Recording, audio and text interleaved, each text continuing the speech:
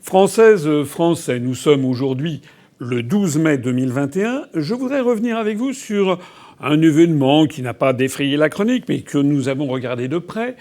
J'ai observé que le 10 mai, avant-hier, il y a eu une analyse lancée par l'agence France-Presse, AFP, dans son service de fact-checking, AFP Factuel, qui s'est attaqué d'une façon assez violente à moi-même. Nous avons été attaqués, j'ai été attaqué d'une façon tout à fait extraordinaire et scandaleuse sur 3 points. Et ceci rappelle d'ailleurs une attaque que nous avons subie il y a quelques jours auparavant venant du magazine Le Point. Alors je vais d'abord parler du magazine Le Point et ensuite revenir sur cette dépêche de l'AFP. Le magazine Le Point, il y a environ une semaine, a fait un article pour dénoncer le fait qu'un élu de l'UPR de La Courneuve était maintenant en détention provisoire. Vérification faite, c'était effectivement un candidat qui avait été sur la liste du candidat tête de liste membre de l'UPR à La Courneuve. Nous avions fait confiance à ce candidat, mais la personne dont il s'agit avait transmis un casier judiciaire, la partie 3, qui est accessible au public, qui était vierge. Et puis, ce monsieur n'était pas adhérent de l'UPR.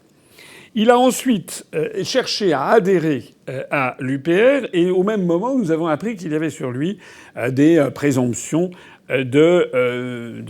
d'actes délinquants, délictuels, etc. Lorsque nous avons vu ça, on a une réunion au Bureau national. Nous avons refusé l'adhésion de ce monsieur, lequel a adhéré à l'UDI ensuite, ce qui montre d'ailleurs au passage qu'il avait finalement peu de conviction.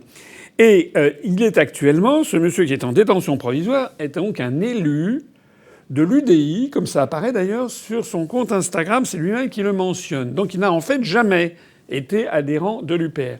Lorsque nous avons vu cet article sortir, nous avons bien entendu contacté le magazine Le Point, qui a accepté du bout des lèvres de dire que voilà l'UPR contestait l'information, mais a bien maintenu le titre en gras selon lequel un élu de l'UPR était en détention provisoire, ce qui est absolument faux. Alors, revenons maintenant au débunkage de l'agence France-Presse. L'agence France-Presse a fait un article pour indiquer qu'un certain François de Siebenthal, qui je crois est de nationalité suisse, que je ne connais pas, que je n'ai jamais rencontré de ma vie, avait indiqué sur une vidéo qui circulait que l'élection présidentielle de 2017 en France aurait été truquée parce que les résultats d'électoraux auraient été centralisés dans une société américaine située au Texas.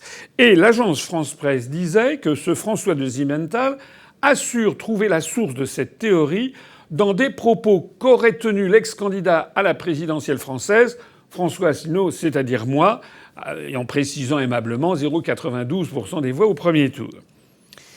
Et l'agence France-Presse continuait en disant « Si l'AFP n'a pas retrouvé d'affirmation similaire dans les prises de parole filmées du candidat de l'UPR, elle a pu constater que François Asselineau a pris position contre le vote électronique dans de nombreux tweets. » Alors, arrêtons-nous un instant.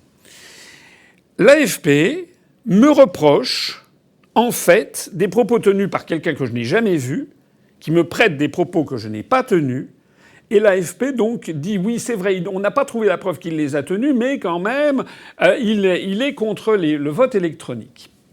Alors là, j'ai quand même plusieurs choses à dire. Premièrement, oui, je suis contre le vote électronique, n'en déplaise à l'AFP, c'est encore une disposition, une opinion qu'on a le droit d'avoir, et plus que jamais contre le vote électronique. Ça, c'est la première chose. La deuxième chose, c'est que le procédé de l'AFP est absolument... je ne vais même pas le qualifier. Ça ne correspond à aucune éthique. Ils disent qu'ils n'ont pas trouvé la preuve, mais ils m'incriminent, ils font une espèce d'amalgame. Troisièmement, effectivement, je n'ai jamais mis en cause l'élection présidentielle de 2017. Je sais qu'il y a des gens à l'UPR qui contestent ce résultat. Je n'ai jamais contesté le résultat de l'élection présidentielle de 2017 et je n'ai jamais dit que ça avait été truqué par une entreprise située au Texas. En revanche, ce qui est vrai, c'est qu'il y a plusieurs années, j'avais signalé cette chose absolument extravagante qui était que le ministère français de l'Intérieur sous Nicolas Sarkozy, lorsque Nicolas Sarkozy était ministre de l'Intérieur, avait décidé d'avoir des serveurs pour tenir les résultats électoraux français dans une société située aux États-Unis, et non pas du tout dans le Texas, mais dans le Colorado, une société qui s'appelle Level 3 Communications. J'avais fait cet article suite d'ailleurs à un événement assez extraordinaire, c'est qu'au moment des élections régionales du 11 mars 2008, voici donc 13 ans, le ministère de l'Intérieur avait été incapable de donner les résultats électoraux définitifs jusque très tard dans la nuit, et au motif d'un truc qui n'était jamais arrivé auparavant, c'est-à-dire un bug informatique. Le journal Le Monde, à l'époque, avait d'ailleurs consacré un article entier sur cette affaire pour montrer qu'il y avait quand même eu un gros problème. Et le ministère de l'Intérieur avait expliqué qu'ils avaient eu un bug informatique énorme et le journaliste du Monde avait dit « mais qui est responsable ? Quelle est l'entreprise qui est derrière ?» Et le ministère de l'Intérieur avait refusé de donner le nom de l'entreprise. C'est marqué dans l'article du journal Le Monde que vous voyez à l'écran. Et moi, ce que j'avais dit à l'époque, c'est que l'entreprise en question, qui gérait donc le serveur et qui centralisait les données, c'était justement cette entreprise Level 3 Communications située au Colorado. Et j'avais donc écrit un article, j'en avais parlé à l'époque, sur le fait qu'il était quand même extravagant, que le ministère français de l'Intérieur fasse centraliser et tenir les résultats électoraux, non plus en France, comme ça avait toujours été le cas depuis l'âge des cavernes, si j'ose dire, par des sociétés françaises, comme s'il n'y avait d'ailleurs pas des serveurs français en France. Nous, le site de l'UPR est sur un serveur français en France, mais que depuis Nicolas Sarkozy s'était transféré au Colorado. C'est ça que j'avais dit. Et de fait, c'était la réalité. Moi, ce que je constate, c'est que l'agence France-Presse, en m'attaquant, en m'imputant des choses que je n'ai jamais dites, parce que ce dont je parlais, c'était les élections de 2008, les élections régionales. Je n'ai jamais parlé des élections présidentielles de 2017. Je n'ai jamais parlé d'une société au Texas. Mais l'AFP se garde bien d'exercer son investigation sur cette information que cet internaute suisse a repris de façon maladroite en mélangeant les dates et en mélangeant les lieux, mais qui est fondée sur quelque chose qui est exact.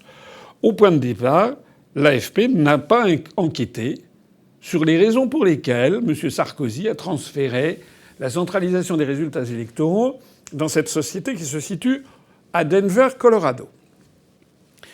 Deuxièmement, l'AFP, toujours dans ce débunkage, qui est en fait un procès à charge contre moi. Je ne sais pas pourquoi, ça tombe comme ça. Si, je sais pourquoi, on va venir en conclusion. L'AFP, ensuite, m'a reproché d'avoir employé l'expression d'État profond pour désigner l'État aux États-Unis, une certaine forme d'oligarchie aux États-Unis qui s'oppose au président des États-Unis, à Trump. Enfin, c'est quand même tout le monde est au courant. Et l'AFP m'a reproché l'emploi de cette expression d'État profond en disant que c'était une analyse de QAnon. Vous savez, QAnon. Donc, en gros, que j'étais un conspirationniste, complotiste, le moulin à prière habituel. Alors, ce que je trouve extraordinaire dans cette affaire, c'est que l'AFP me reproche donc l'État d'avoir employé l'expression d'État profond, alors que Emmanuel Macron, président de la République, l'a lui-même employé en public. Je renvoie notamment à l'article du magazine Marianne que vous voyez s'afficher à l'écran. Le magazine Marianne du 28 août 2019 a publié un article qui s'appelle « Existe-t-il un État profond aux États-Unis ?» selon la formule employée par Emmanuel Macron lors du G7. Alors je m'adresse ici à l'AFP factuelle. Il me reproche à moi d'avoir utilisé en fait la même expression que M. Macron, lequel d'ailleurs l'a utilisé avant moi, puisque moi, c'est ce que me reproche, c'est de l'avoir utilisé en 2020. Donc ça veut dire que j'attends que l'AFP maintenant débunk les propos du président de la République. Troisième point, dans cette espèce de procès qui m'est sorti d'un seul coup par l'AFP Factuel, l'AFP Factuel me reproche de militer pour l'ivermectine et l'hydroxychloroquine en disant que ça avait été démontré par l'Organisation mondiale de la santé que ça ne servait à rien pour lutter contre la Covid-19.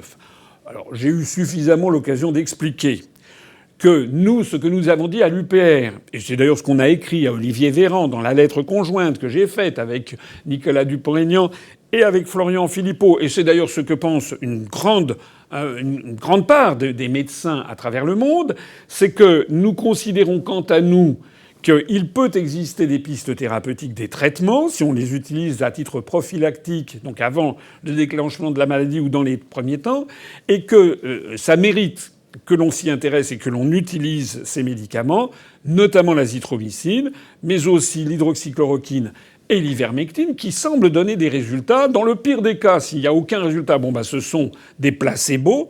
L'innocuité de ces médicaments est absolument avérée. Ce sont des très vieux médicaments. S'agissant de l'hydroxychloroquine, depuis 70 ans.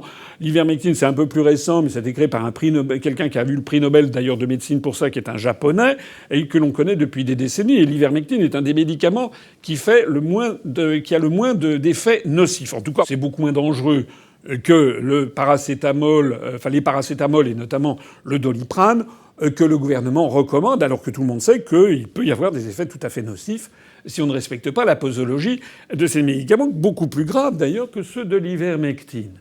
Et donc, la seule justification qu'apporte AFP Factuel, c'est de citer toujours la même chose. L'OMS a décidé que, il y a une ligne de l'OMS qui condamne ça, que c'est fondé d'ailleurs sur pas grand-chose. Il y a des dizaines et des dizaines d'études à travers le monde qui ont été faites qui prouvent au contraire que dans certaines conditions d'emploi, l'hydroxychloroquine alliée à l'azithromycine a des effets importants. Il y a notamment un des principaux médecins sénégalais qui le montre, et le Sénégal a d'ailleurs des résultats en matière de pandémie de la Covid-19 qui sont admirables par rapport à la France. Pareil pour l'ivermectine. Eh bien, tout se passe comme si, pour l'AFP, il y avait une espèce de dogme de l'infaillibilité pontificale de l'Organisation mondiale de la santé, dans la mesure, bien entendu, où ça correspond à la pensée dominante. Alors, qu'est-ce que je tire comme conclusion de cette affaire de l'AFP ? Premièrement, c'est un réquisitoire contre moi, qui me tombe comme ça, je ne sais pas pourquoi. Alors, je sais pourquoi. Je sais pourquoi, parce qu'il y a un proverbe en français que tout le monde connaît, on ne tire pas sur une ambulance. Il y a actuellement en France des forces qui veulent absolument m'empêcher de parler et de participer à l'élection présidentielle. Et tout est bon pour essayer de me salir personnellement. On l'a vu avec les affaires qui m'ont été reprochées d'agression, etc., qui sont en cours, et j'ai eu l'occasion de m'expliquer, je renvoie sur cette affaire. D'ailleurs, je m'aperçois que je ne suis pas le seul. Maintenant, tout le monde, bientôt, fait l'objet a été responsable de harcèlement ici et ça. Deuxièmement, comme ça ne suffit pas, on m'envoie le missile concernant un élu de l'UPR qui serait en détention provisoire. Ce monsieur n'a jamais été adhérent à l'UPR, mais qu'en revanche, il est maintenant adhérent à l'UDI. On ne parle pas de l'UDI. Et maintenant, on m'envoie cette information comme quoi, je suis un complotiste, j'inventerais purement et simplement la centralisation des résultats aux États-Unis, dans une entreprise au Texas. Je serais par ailleurs un complotiste parce que j'évoquerais l'État profond. Et enfin, je serais un complotiste parce que je voudrais utiliser l'ivermectine. Alors, qu'est-ce qu'on peut tirer de ça ? Permettez-moi de signaler que sur l'ensemble de la sphère politique française, je suis particulièrement suivi. L'article d'ailleurs de débunkage de l'AFP a commis quand même cette chose assez extraordinaire de mettre, je crois, 6 photos ou 8 photos des clichés qui sont des saisies d'écran de messages Twitter. C'est-à-dire qu'à l'AFP, il y a quelqu'un qui passe son temps à regarder les uns après les autres tous mes messages Twitter. Ça ne m'étonne d'ailleurs pas, puisque le compte Twitter, qui a 83 000 abonnés maintenant, et qui grimpe très vite, nous avons sur mon compte Twitter énormément de journalistes. Tous les journalistes de la presse française sont sur mon compte Twitter, ou peu s'en faut. Ce que je note en revanche, c'est qu'il n'est jamais question de moi, jamais, nulle part, sauf lorsqu'il s'agit de me cracher dessus. Je note au même moment qu'un certain nombre de responsables politiques, il y en a plusieurs, se sont emparés depuis depuis 2-3 ans, ou depuis même quelques mois ou quelques semaines, un certain nombre de responsables politiques se sont emparés de telle ou telle partie de mes analyses, en ont fait des livres, ou bien que... Et eux sont invités sur les télévisions. Tandis que moi, je suis absolument barré de tous les médias. Alors je voudrais ici m'adresser à tous ceux qui me suivent, et il y en a beaucoup, et beaucoup de gens qui me disent « Oui, mais il faudrait que M. Asselineau il soit plus actif. » Mais on ne peut pas être plus actif que je ne le suis. La question, c'est pas que je ne suis pas actif, la question, c'est que les médias organisent l'occultation de l'UPR et d'Asselineau. Ils ne veulent pas que les Français me connaissent. Et donc, pour cela, ils ne parlent jamais de moi, sauf pour me faire des procès d'intention, cracher sur ma personne. Et en revanche, ils mettent en avant tel ou tel comparse qui ont droit aux faveurs des médias. Alors, qu'est-ce que je peux tirer comme conclusion de ça, de ce procédé ? Le procédé de l'AFP est absolument dingue. C'est un procédé de nature totalitaire. On dirait presque une enquête policière et une enquête à charge. S'ils font ça, il y a ce dicton français qui dit « on ne tire pas sur une ambulance ». On me tire dessus parce que je ne suis pas une ambulance. On me tire dessus parce que tous les grands médias et ceux qui les détiennent savent qu'ils n'ont pas de pouvoir sur moi. Que depuis 14 ans, contre vents et marées, en dépit de tout ce que l'on m'a fait subir, je suis toujours là au poste et toujours là de l'avant. Ils anticipent donc que si je parvenais un jour à l'Élysée, je continuerais sur la même ligne. Ils ont compris que je ne suis pas corruptible. Ils ont compris que je ne suis pas timoré. Ils ont compris que je ne suis pas un lâche. Ils ont compris que je ne suis pas un carriériste.